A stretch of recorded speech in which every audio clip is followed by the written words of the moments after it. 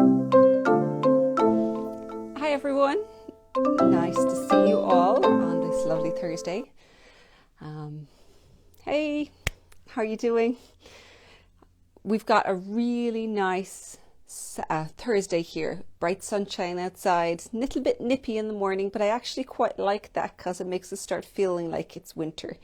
Well, moving into winter, as I kind of, at this point now, a little bit of cooler weather is good. I get to wear all of the wool, and the morning is actually brighter. When there's sunshine, even though it's colder, it's brighter. So I'd actually take that to the first few days of this week. Anyone who's in Ireland will know that you're getting up in the dark, you're moving into work or school or whatever happens to be in the dark, and it's damp and a little bit too warm, which means that everything sticks. You can't turn on the heating. So bright, sharp, crisp, much better. Hey, Riverview Knitting, nice to see you. Anyone out there who is taking part on the Brutach Knitalong, I sent out Clue 2 today and all of the videos have gone live. So if you're taking part and if you've got a notification, you may not have gotten started on it yet, it might be still too early in the morning for you, but just give me a wave or pop up there to let me know that it arrives safely in your inboxes. Now, if you haven't taken part or haven't been looking at the Brutach Knitalong before, it is this sweater over here. This lady is the Brutach. Clue 1 came out a couple of weeks ago and we worked down as far as here, and I must admit people have been producing some really nice Brutach sweaters down to this point, and I think a lot of people are finding it oh, very good. We've got some Clue 1s coming in. Good. A lot of people are really enjoying just the fairly simple shaping, getting to grips with the brioche nice and slowly and feeling very comfortable when they've reached to this stage. So what we're doing now with the Clue 2, we move on to the body. So we're actually joining in the round.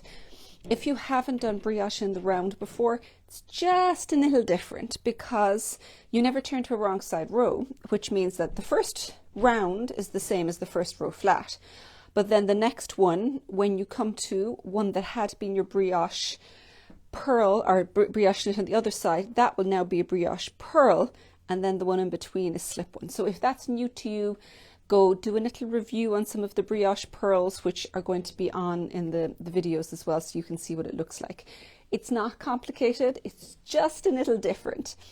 So that's the one big difference, obviously, that you're going to be changing to in the round.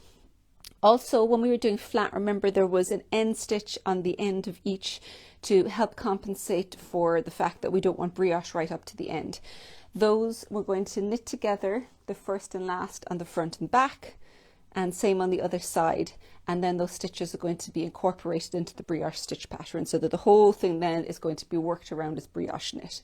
So those are the first two things you'll do, and then the third thing that happens is we're now going to begin this chart pattern, and that's why it threw a few people first of all when they got the chart, because the directions for the chart are in the round, because it's not begun until you start in the round. So that just means that you're always working from right to left. It's obviously top down, so it's going from this side across.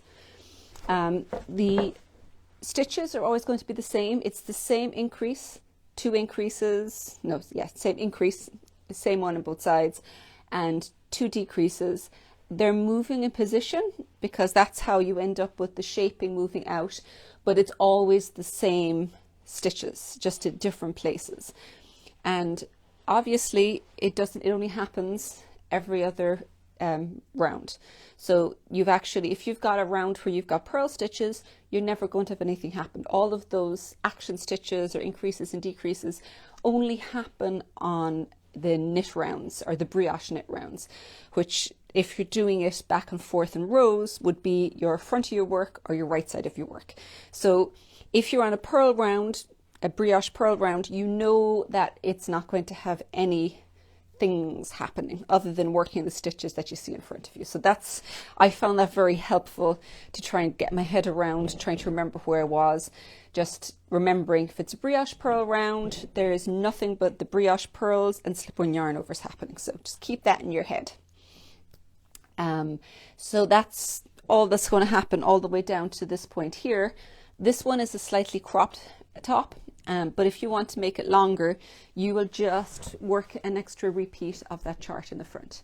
Now, when you finish the chart, can you see here the front of it has actually got a slight dip, because the chart, because of all of the increases and decreases, pushes the work down like this.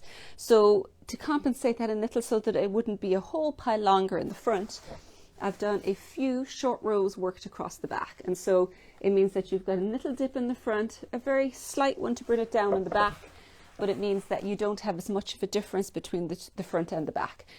If you don't want to mess with the short rows, you just want the whole thing longer and you don't mind if it dips down in the front, then just go ahead and work it a little bit longer. And the final thing we finished off with here was ribbing. I've got 1 by 1 ribbing worked along the edge of the bottom, and I kept it in the same needle size, but you could also go up a needle size, because brioche spreads so much that ribbing in comparison is going to be much, much tighter, which is what I wanted to a certain extent, is I just wanted to kind of anchor or stabilize the bottom of the sweater a little bit. But bringing it up 1 needle size would mean that there's not going to be such a large difference in the gauge between the brioche and the ribbing along the edge. And then you do need to be very careful to bind off nice and loosely at the bottom, because if brioche stretches like this, ribbing is somewhere in the middle, and if you've got a very tight bind off, it's going to look just a bit strained, really pulled in on the bottom row. So you can either use an elastic bind off, or what I usually do is I just make sure to give it a good stretch between each stitch as I'm binding off, because that means that it's just got a little bit more elasticity.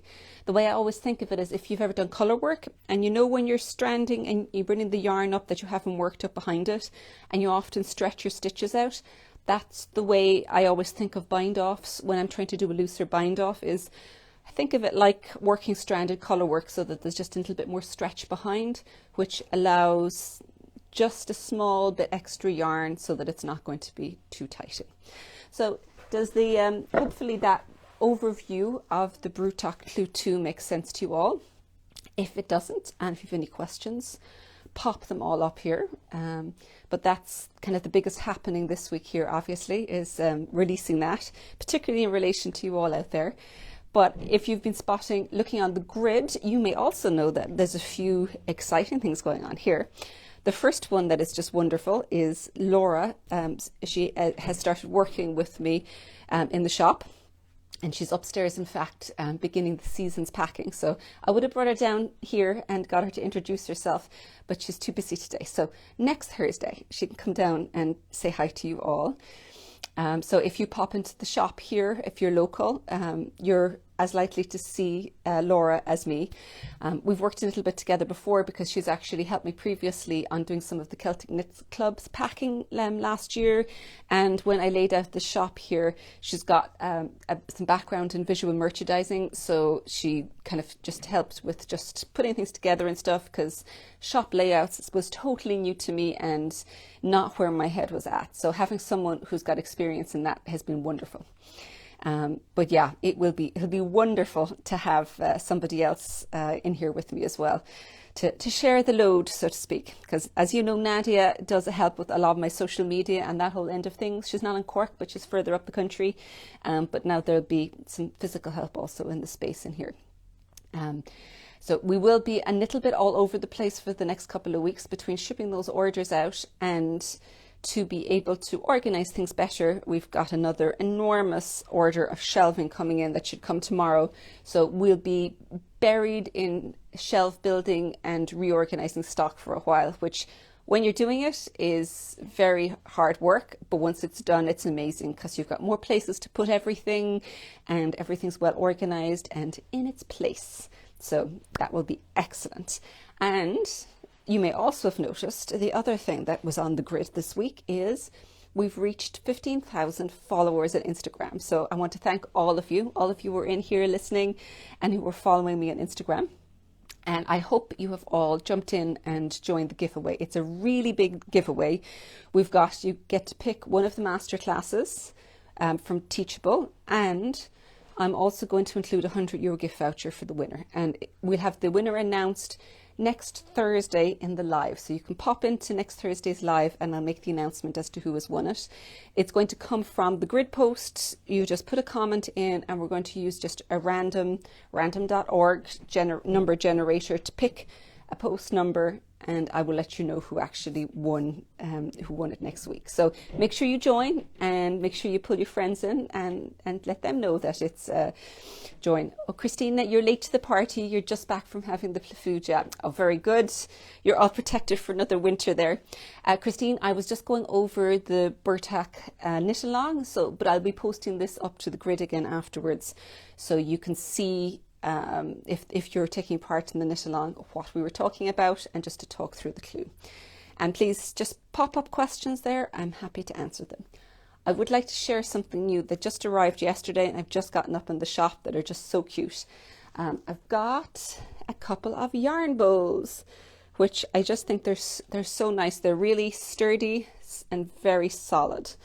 If you haven't come across a yarn bowl before, what they are for is putting your yarn in. Usually works very well if you've got a yarn cake in here, and then you can bring the tail through here, so that it means that it's just going to feed through this point. This particular one, they both don't have those extra holes, but if you do a lot of color work, these ones are you can feed the other colors in through here as well to keep them all separated. This one is made from, I think it's birch wood, and there was a funny looking name that I can't remember that I've written down, but when I looked up the translation, it was Indian rosewood. So this is two ones here. And this one, which is actually a little thinner and a small bit lighter, this is a mango wood. So if you prefer something fractionally lighter, because the other one is half again as wide and a lot heavier. So if you prefer something heavier, or do color work, this is good. If you'd like it a little bit lighter, the mango wood is a small bit lighter. So, but they are really nicely made, and they all came from, the company that does my cotton yarn, Durable. So they came from Durable in the Netherlands. So I've got those up on the website. There's just a few to try them out. So if you'd really like one, jump in and get it quickly. The other thing that we've got and popped up that I've been meaning to do for a really long time is a kit for the Portulaca cardigan. So if anyone who has known me for a long time back, like we're talking about 10 years back, maybe more, this was my first Craftsy class.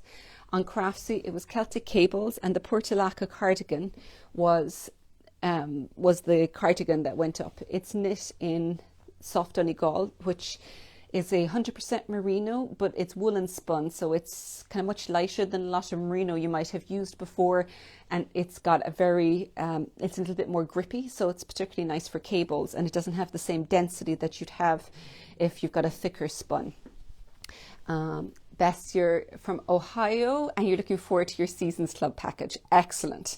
Yes, because we're in the process of packing them all up now, and there's a couple will start going out tomorrow, but then Monday's a holiday here, but from Tuesday and through the rest of the week we're going to get them all out. So by the end of next week, Thursday, Friday next week is when I'm going to be releasing the patterns, so we can start the fun then at that point. But yes, the Portulaca cardigan, it was a cabled cardigan done from the bottom up. So it's the body first here, and then the sleeves are knit up to here, and then it's joined in the round. And in fact, if you've got a heavily cabled front, this is the easiest way to actually do cables, because you've established all of the cables across here, and then when you join and you're doing the decreases, it's much easier to just decrease the cables, and you just stop whatever cables you have that you don't have enough stitches for. Because basically, if you're doing it top down, you have to try and increase. It's really tricky, very easy to get it wrong. But after going in this direction, you know the cables really well, and you can see if you've got the stitches or you don't. If you don't have them, you can't work it. You just do a knit or a purl. So very easy. So I've put some yarn kits up for this up in the shop in Soft Donegal in the same yarn as the original. So I've got this color, and I was going to show you a few of the others. Some of the other Soft Donegal colors over here. Here you go. This is going to be, it would be so pretty in that cardigan. This is the oatmeal, if you like something a bit more neutral. And then these are the teal and the orange. So I'm a big fan of the bright colors in this cardigan because I think that the cables stand out well, and Donegal do these bright colors very nicely. We've got, you can't wait to see what's coming in the Seasons Club. I can't wait to share the Seasons Club with you all. It's really going to be, yeah, it's going to be a lot of fun.